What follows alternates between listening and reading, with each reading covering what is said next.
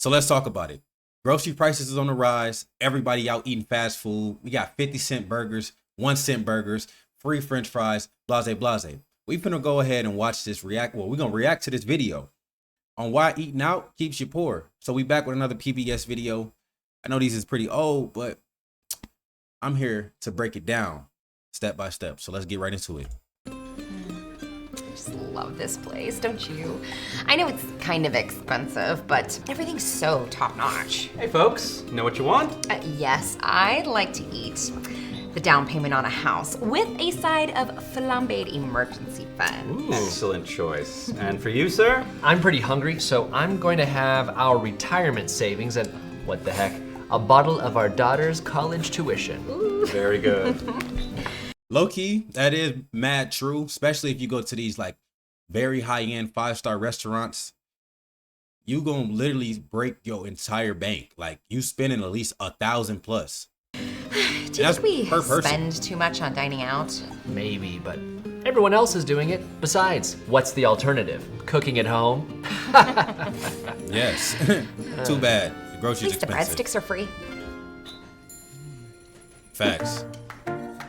So let's talk about it. You're watching another 2 cents. 21% of Americans have no retirement savings, and another And I want to remind you before we get to this video was from 4 years ago. It is 2023. So if my math is correct, that is 2019. So from then until now, just think about it. Just keep that in your mind as we watch this. 10% have less than $5,000. It's even bleaker for millennials. Nearly 6 in 10 have nothing let's- saved at all. let's go back. Let's $5,000 go of back. Americans. Because I need to talk to the people back home. Listen to what she just said. Listen to what she just said. Is it loud enough for y'all? Is it loud enough? 21% of Americans have no retirement savings, and 21% of Americans have no retirement savings. The next part is what got me. another 10% have less than $5,000. So that's 31% of people having under 5,000. See, this is why you gotta be cautious and be frugal with your funds. You don't have 5,000, like if you don't have 5 bands in your account right now in 2023, I'm not talking to the people who just now like start getting money. I'm talking to the people who've been having jobs since they was like 15, 16 years old. What are you working for? You're living check to check and you can't even pull out 5 bands in an emergency. This is the problem with certain, I'm not going to say certain cultures because a lot of people, because she's saying percent of people. So she dividing the pie, but if you ain't got at least 5 bands in your bank account that you could really pull out, at least one band that you could pull out. And I mean, not one band and you got $0. I mean, one band and you still good. You not stressing. Man, it's a problem with you. It's even bleaker for millennials. Nearly 6 in 10 have nothing saved at all. Now, there I know are a a lot. lot of reasons for this. The increasing cost of housing, health insurance, and of course, student debt. But for many people, those costs are relatively fixed. If you're looking for practical areas to cut back, one sticks out like a fly in your soup: dining out. Dining out. In 2015, for the first time in history, Americans spent more money on bars and restaurants than on groceries. With But I wonder why though. It's convenient. We got too many lazy people. They put their money with their time, or they exchange their time for money. Like, oh, well, I don't have time to cook at home, so I'm gonna give you more money. That's dumb. We got a lot of lazy people, and that's the problem nowadays. the average household now spending more than And not to mention, half y'all don't even know how to cook and won't even take the time to learn. It's not hard. $3,000 annually on food away from home, representing between 5 and 7% of their total spending. Even though restaurant prices are increasing faster than inflation and grocery prices are holding steady or even falling, That is not true to this day. Go look at how much a box of cereal costs. Go look at how much some canned beans cost. We go back 4 years ago, canned beans was like 25 cents, maybe even like 50 cents. They're $1.25 plus now. You can't even get a can of soup for under $1 unless you go like get like a half the size regular one. Like, it's insane. The average diner is still eating out around 5 times a week. How much is this costing us? Well, restaurants typically mark up their food by around 300%, meaning the price on the menu is about 3 times what they actually spent on the food. If that seems like a lot, remember, you're also paying for the restaurant's rent, And labor, tax. equipment, and overhead. So if you live in an area where real estate values are increasing, that also applies to the surface area of your local restaurant's tabletops. And that doesn't even include drinks. A survey by Zagat found that the average restaurant bill per person is over $36. If you do this just 3 times Bro, I spent that at Taco Bell. No cap. I swear on my life. 2 people, bro. Me and my girl, bro. We went to Taco Bell, bro. I got a number. I think I got a what's that shit called? Crunchwrap Supreme. That's like $13 or some change, right? She got, I think, a bean burrito, 2 bean burritos. Bro, I get the receipt, bro. I'm almost paying $40 for nothing. Like, and I'm like, I'm hungry still after this. a week, that's over $5,600 a year. By contrast, the average meal cooked at home with groceries from the market is about $4 a person. Now you can see why so many financial advisors focus on dining out as a place to save money. How much money could you potentially save? I think it's time to run the numbers. Let's talk about the numbers. I love numbers. Let's say Jake here goes out for dinner 3 times a week, spending $35 each time. He starts every 70. workday with a latte and croissant at his local coffee shop and buys lunch at the local food court 4 days a week. Fridays are pizza day at the office. In 1 year, he spent over $9,000 on commercially prepared food and drinks, over 12% of his yearly salary of $75,000. What if Jake And let's be honest, half y'all ain't even making $75,000. Y'all not even hitting $30,000, $40,000. That's the problem. And you still going out trying to do this. Take a shorty on. Look, this right here is your plate. This is you and your shorty plate. Not to mention, you got to tip the server. If you do like if you don't, you bogus as hell. Tip the server. So boom. That's 1 day. Not to mention, you going to McDonald's, you going to Taco Bell, you going to Wendy's, you going to Burger King, you going wherever you want to go eat fast food at. These prices has jumped dramatically. If you paying $10 for a sub now, you're blessed. If you paying $10 for some soup, bro, you're blessed. Ain't no restaurant, especially in California and LA specifically. I cannot find nothing this cheap, bro. I gotta go get coupons to eat good. And at that point, I still feel like I'm getting finessed. $6 for coffee. Y'all go to Starbucks every morning. I know you do. Every morning, and you wasting $10 of drink. Bro, that adds up. Everybody needs to take note of this. Small numbers add up. could get those 3 dinners down to just 1 a week? And what if he started making coffee and breakfast at home and brown bagged lunches at work? Assuming that all those homemade meals would come out to around $5 each, that would mean a yearly savings of $4,420. Not today. That'd probably be like $2,000. That's enough for a Hawaiian vacation. But wait, we're not done. What if Jake took those yearly savings and put them into an account earning 7% compound interest? Yeah. In just 10 years, he'd have over $65,000. This right here might not sound like a lot of money to some of y'all, but this right here is a lot of money. And then, like he said, 7% interest rate, that's just a fix. Like it could be this, it could be something different. The fact of the matter is, you put in money away that you could build on, and instead of doing that, you spending it on fast food, you spending it on video games, you spending it on things that have no value for your future at all. This right here, bro, just take a look at this screenshot it if you need to. Look up compound interest banks so you can get one. Go look up credit union banks. Go look up places that can help you build your financial situations, because a lot of people, especially my age, I'm 25, but my financial situation is different than a lot of people's, but the fact of the matter is, it's because I took this stuff in consideration. Enough for a down payment on a house. In 20 years, he'd have almost $200,000, all from just eating at home more often. Jake's example demonstrates that even in an area And a lot of people don't even touch 6 figures in a year.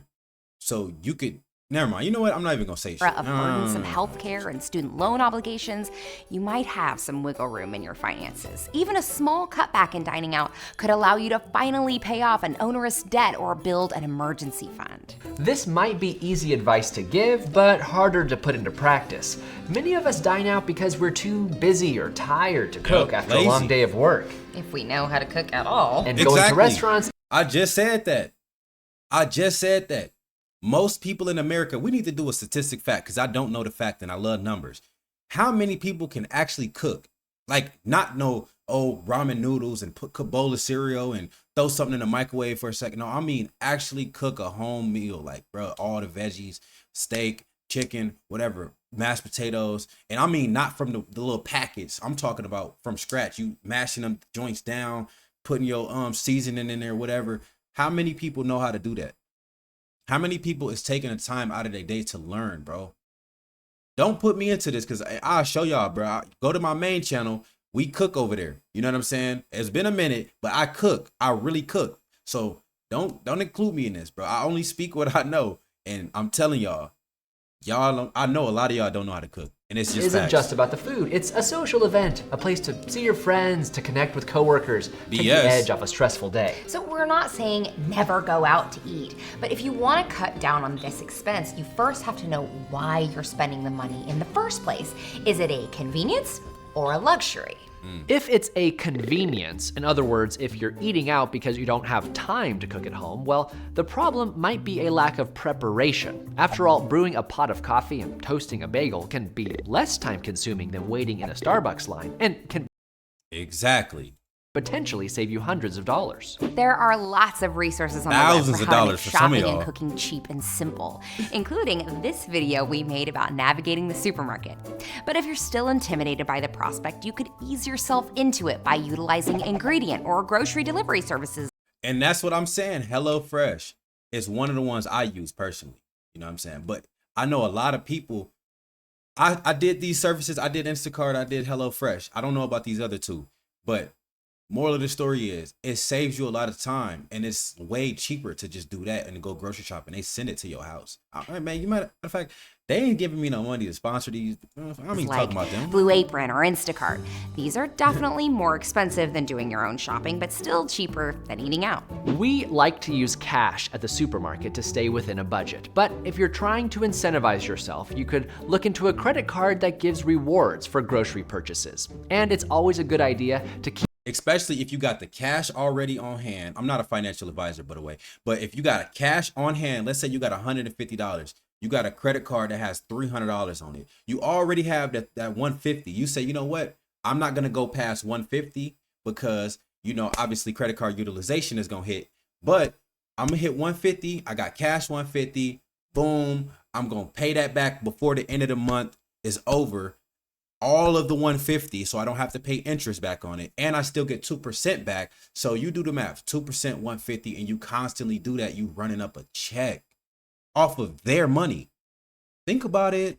Keep some convenience foods like microwavable dinners in your freezer. That way, on days that you really don't feel like cooking, you'll have an alternative to stopping for takeout or ordering in.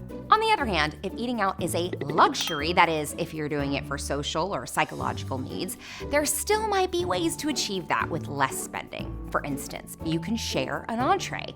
Restaurant portions are typically much larger than the average diner's appetite because it makes it easier for businesses to justify high prices. If you're Where?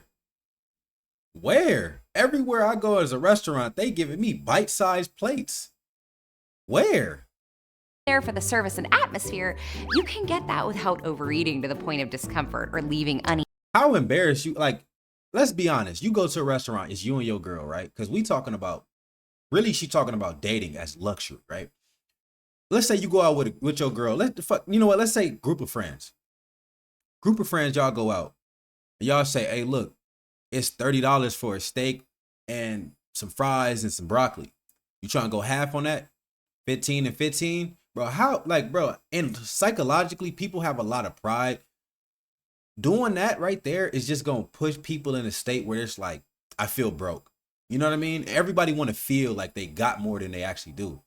But it take a strong person to do this. to do this, to say, hey, you know what? We're going to share a plate. And some restaurants don't even let you do that. So it just depends on where you go, bro. But man, like, it's, Eating food behind. If you have favorite restaurants, you know and if you got a girlfriend, it's even worse, bro. Imagine you going on a first date and you say, hey, look, I like you, da da da da da. Y'all get to the menu. She said, ooh, I like this, this, and this, and that. And you hit her with that. Well, you trying to share? Right? She gonna look at you crazy. But I'm gonna tell you how to avoid that. If y'all like sushi, sushi is the only time you can get away with doing this. Sushi and appetizers. Boom. I'm telling you right now, because I know the game. You get a sushi, let's say you get a California roll, dragon roll, I don't know. Y'all get what you get. You get 2 rolls, one for you, one for her, right? No, but y'all sharing it. That's the way to get past the little price gap. you visit often, it might be a good idea to sign up for their email lists or check Groupon for details. That's facts. But on my soul, if you ain't got the McDonald's app, you ain't got all of these fast food apps or any of these restaurant apps, you are sleeping. Groupon used to be the shit, but it's back. I don't know about it anymore now. But if you don't have these apps, I'm telling you, you can get free things on the regular. I go to Chipotle every Friday and Saturday. Don't ask me why. I do every Friday and Saturday. If it's not them, it's Cava. I'm telling you, I got thousands of points. And every time I go, I get double protein, free chips. And they know me so much now, I don't even have to use my points.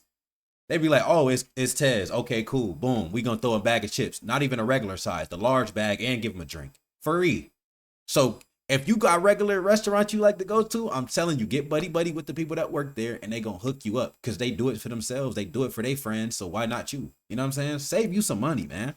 beware that these bargains are intended to make you visit more frequently. Same goes for diners' rewards cards. If you're not careful, these strategies might actually increase your monthly dining expenses. Alcohol is one of the biggest markups for restaurants.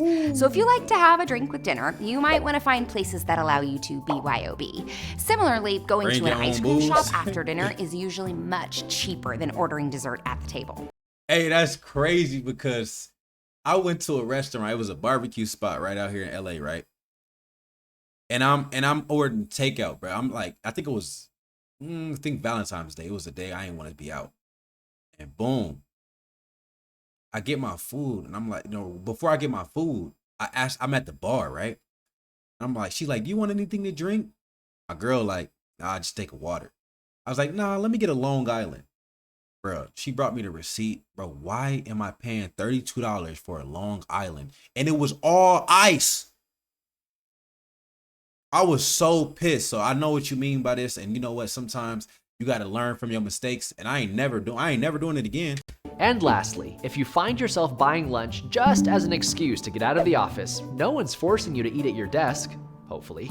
Take your brown bag to a nearby park or public space. It's the same psychological benefit without the cost. Dining out is a big part of our culture, and it may be an important aspect of your social or professional life, so we're not suggesting you cut it out cold turkey. But you shouldn't accept any large regular expense without asking yourself 3 fundamental questions. How much am I spending on this? What do I get out of it? And can I get the same benefit for less money? Look at these plates right here. This look like hold on.